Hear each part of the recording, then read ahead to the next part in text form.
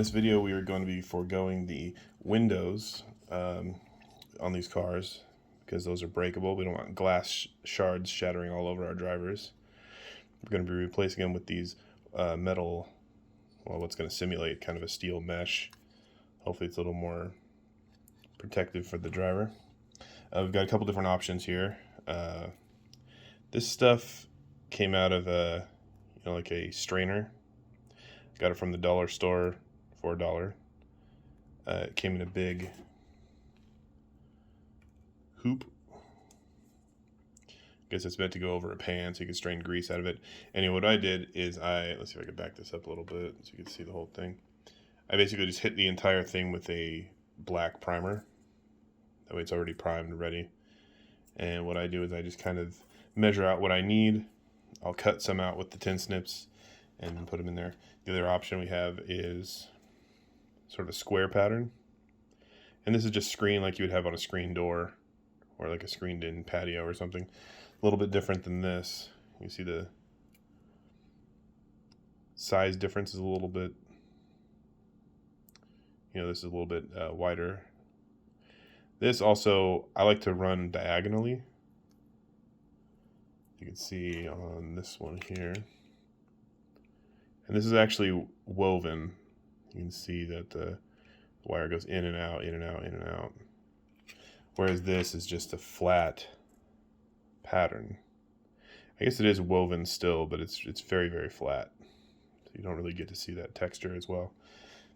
And that's going to come into play when you actually do the painting to it. So usually I'll hit it with a black primer and then I'll dry brush over it in some sort of steel or metal color. And only the high points are going to get the dry brush, so you'll get a lot of depth to it. You can actually see the texture. For these guys, though, I'm thinking, this is where you got to kind of do a little bit of planning. Which windows are you going to put mesh on? Well, these ones would be really easy because it's flat, so maybe that's going to be a no-brainer. But in this one, you can see the inside. Get this back off of here. That's really on there. Okay. You can see this post through the back here. And I don't want that visible. So what I'm probably going to do on the back one is probably just put a big armor plate on the back. This side doesn't have any windows, so that's okay. And the top one here, I probably will put some armor plating over that as well. So I think I'm just going to do these 3 windows on this vehicle. On this one, I think I'm going to do something a little bit different and maybe do something asymmetrical where we're probably going to have the driver's side and the front have mesh on them. So the driver can see out and they can see out of this side. Since this will probably be a performance car, if you're playing Gaslands, there's only going to be one crew, so there's no need for someone to shoot out the side. And the back, you don't really want to shoot out of anyway, so we're just going to put some plating over that, probably some plating over this side. And I might even plate over half of this, so you can only see through that side. I don't know. We'll play it by ear. But I'm just going to do this side and that side. Reason because later, another reason, since I'm not shooting out of this side, I might put some guns on the side or a flamethrower or something. And you kind of want to block the heat for the driver. If you're going to have a flamethrower out here, or you're going to have the blowback exhaust from the machine gun, or, spent casings flying around and stuff like that, you don't want those hitting your driver. So we'll just plate that off. All right, so the first thing we need to do, let's work on this one. Like I said, this is really easy. And I've already got a little piece that probably will fit over that. But I think for this one, we'll just use this. Because I think maybe a diagonal pattern is not really what I want in there. I think I'll make more of a sort of a jail cell bars or something. So basically, we're just going to eyeball this. Basically make a cut here. And then right where my finger's at, we're going to make another cut. does not have to be exact. In fact, in a lot of cases, and this is kind of just a general rule for this kind of thing, most of this stuff doesn't need to be exact because you want it to look kind of ramshackle, you know, like they're just putting together these vehicles with what they have available to them. So for this, I think the straight up and down kind of bars are going to look better for that. So to attach this, this isn't primed, but this is made out of, I believe, a fiberglass or nylon. So it's going to take paint pretty well anyway. So we don't really need to prime this. I'm not even sure I will paint it in that little hole there, but we'll see. The process for this is pretty easy. What we're going to do is just take some super glue. Any super glue works. They're all pretty much the same. And since this is plastic, super glue is going to bond really well to it. So we're just going to trace a little outline along the edge there, around each window. That's pretty much all you need to do there. And if you don't know the danger of super glue about gluing your fingers together or getting it in your eyes or whatever, just read the package. Bonds skin instantly. It's an eye irritant. Don't put it in your eyes. Don't touch it with your skin. Easy peasy. And then this is just going to go and lay over that. And you don't want to press it down with your finger. So get something that you don't mind getting glued down. We're just going to press it down. If you press over the window part, you won't glue your paintbrush down either. And you got to hold it here for a few seconds until it bonds. And if you're using the cheapest super glue in the world like I am, probably takes a few seconds. A few more seconds than what you want anyway.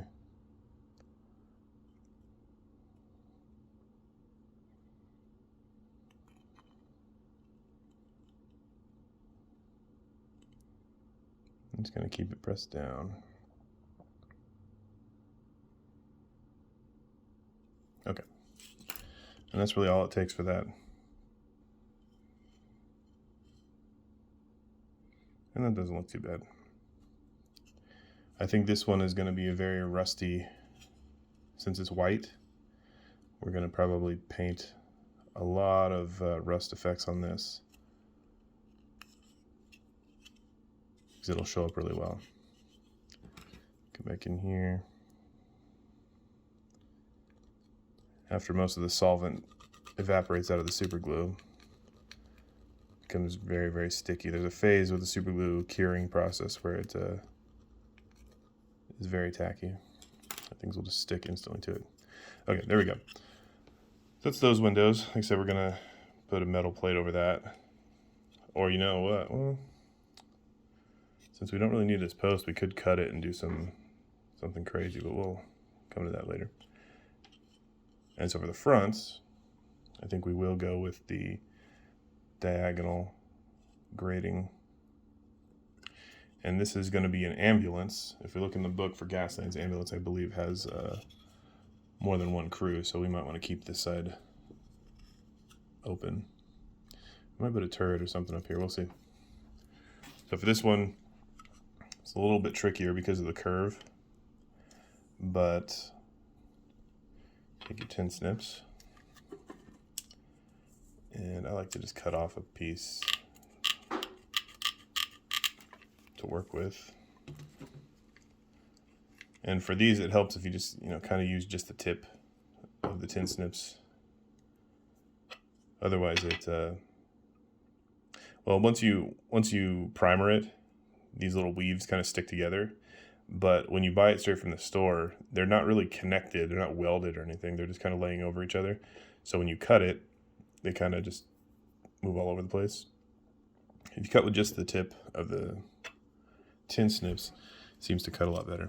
So in this, what we're going to do, find a diagonal. And you're going to want to have some flat pliers.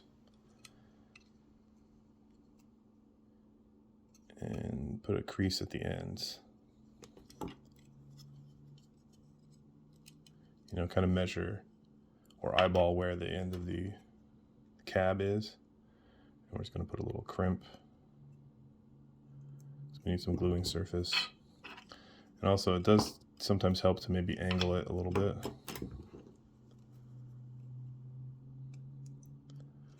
Kind of try to match the shape of the cab as much as possible. You see that shape there? That's generally what you're looking for. And then just kind of put it up in there. See how it fits. So we know that we're going to need to bend the top a little bit too. So we'll just crimp these this way. There you go. Now it's starting to be shaped like the window. We know it's also going to curve a little bit, so we'll put a little bit of a curve to it. Yeah. And now we know about how big it's going to be. So what I like to do is look at from the inside here. Just kind of mark it with my fingernail. That way. And then you can transfer that mark to your other hand with your fingernail like this. Now we know. Had a frame there, sorry. Now that's how you measure it. Now we got a piece that should be pretty good fit. And then from here it's just, you know, tweaking things a little bit. So we know this one's going to go underneath, so this is going to fold the other way. Put that curve back in there.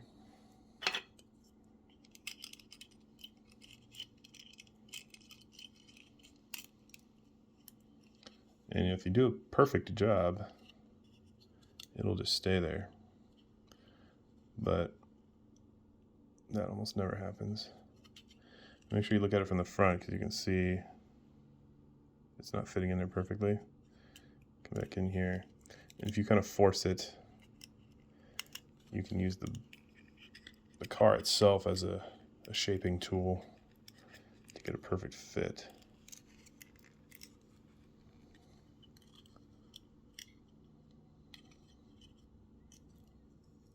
There you go.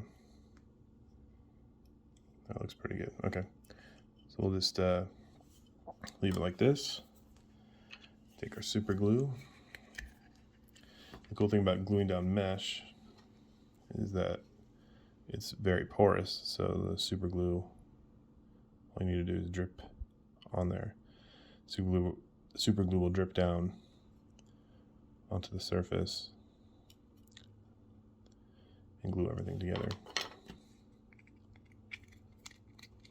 That there. And then you get our mesh holding tool. Just kind of press everything in.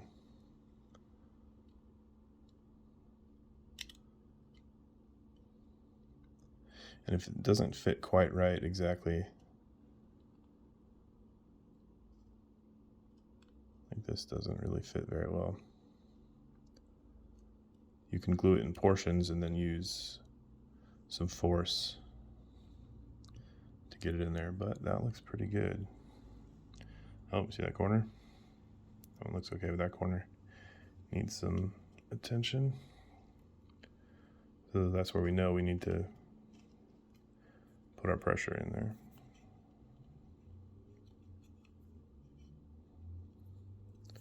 If you got two, you can sort of chopstick them in there like this, hold them. Just don't glue your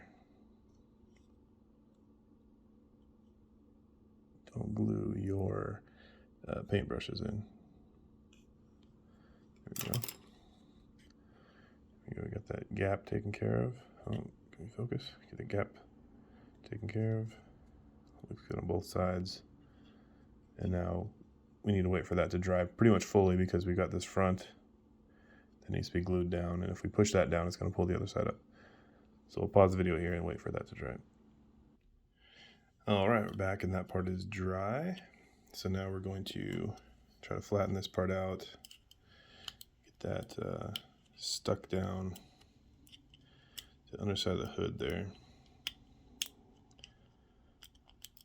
And that's not going to go anywhere. So I think we're good there. We do have a little bit of a bulge, which I didn't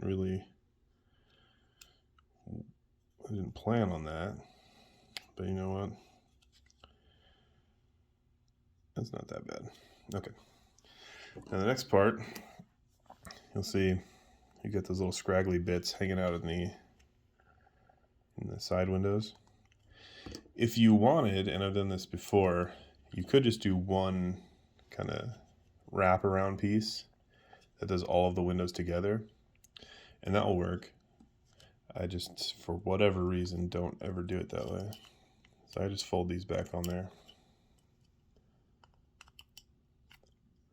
And again, if it looks a little bit ramshackle, that's cool. I mean, that's the style. Look at this guy fold in there. And you can trim these back too if you want. But I find that's folding them in. I mean, you never really see them. And again, we're going to cover up the top piece. So just kind of look around so you can see where those are at. And sometimes it gets too crazy. And you do need to trim those back. So you pick your pliers up off the floor because you just dropped them, and then you come in here and then trim them.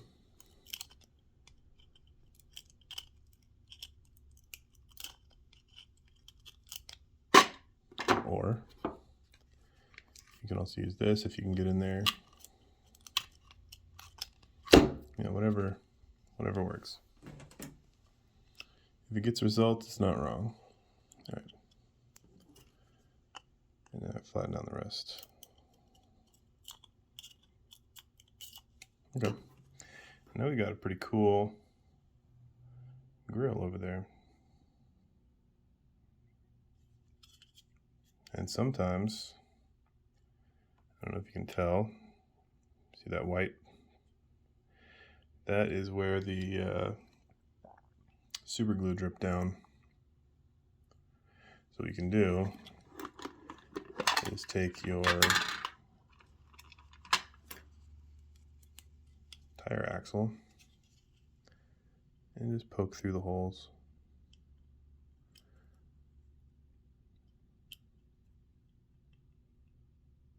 Sometimes it's easier from the other side. This also kind of deforms them a little bit. You see that? You get a little bit of, I don't know, battle damage, or maybe it was an old beat up piece of metal that they put in there to begin with. The other thing you can use, if you've got one of these style mechanical pencils, get the lead out, drill through it like that. You get a couple different sizes of holes, because it definitely adds some subtle visual interest if not everything is the same size.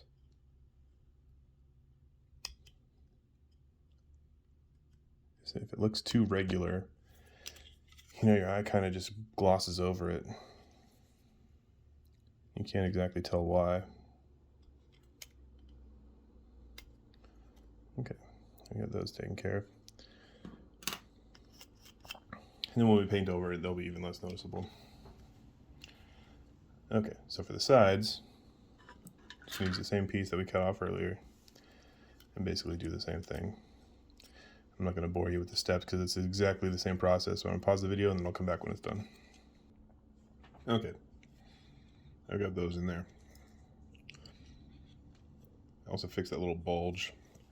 Basically all I did, I just rolled down the windshield part with this and then just kind of pushed it back together. This stuff you can sculpt pretty well. I also forgot to mention, and I was painfully reminded, that these edges, see if I can get to focus, these edges are basically just wire. And they're very sharp. and they will poke you and they will get under your fingernails and it'll hurt. So watch out for that. All right. This is a pretty short video. I think this is as far as I'm going to take this one. But that's basically how you get that grading in there. This one's going to be the same process. No new information really. So we'll come back next time. I'll have this one already done. And there we go. Those are the results. See you next time.